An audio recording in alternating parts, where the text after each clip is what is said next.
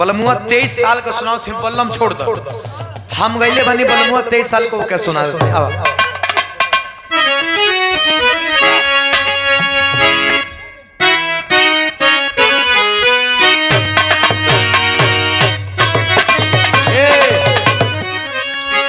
मिजाज में हो जाएंगे पीछे कहे हो तो समझ में नहीं आ वही पर बुराई कह के ओके ढपले जाता ला जा इनिक बा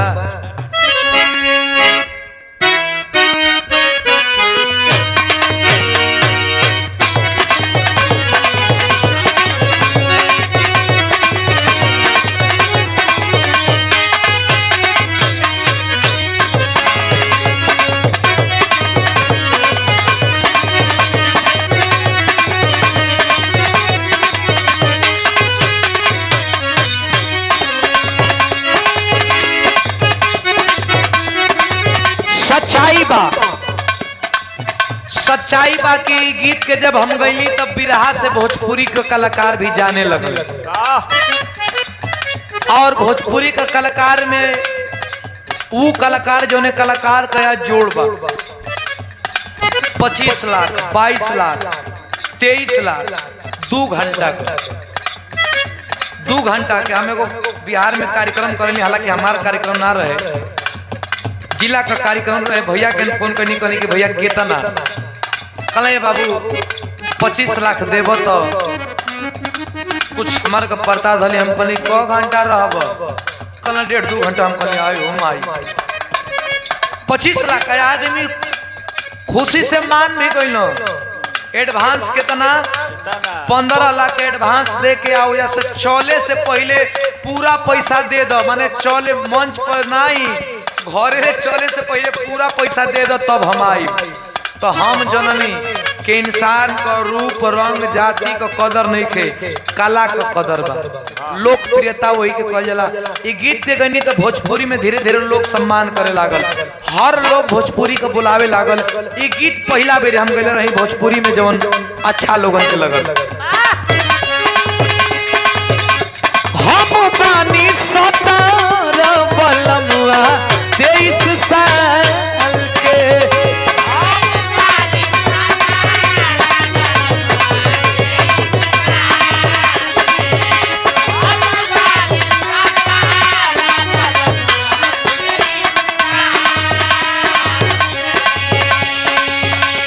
और देखें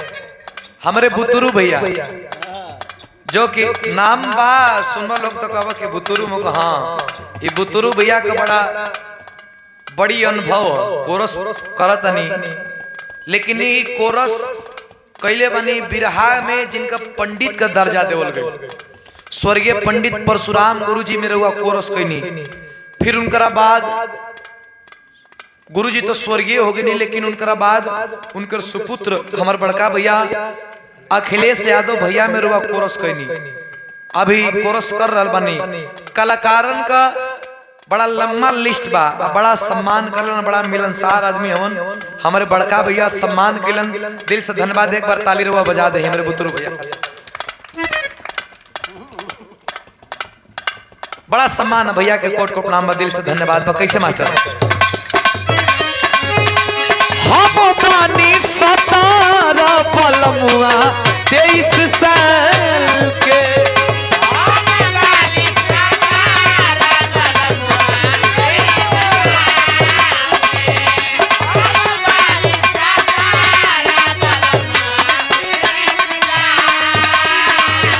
भागी रे जवनिया रखी खतरे में डाल के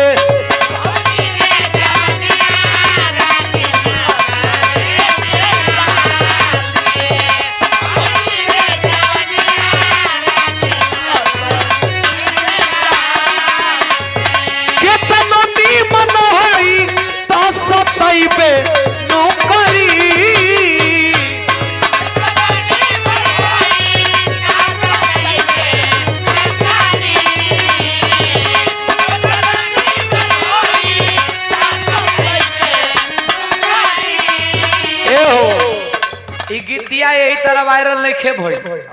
ई गीतिया में तनकी सा नमक मिर्चा हम लगैले बनी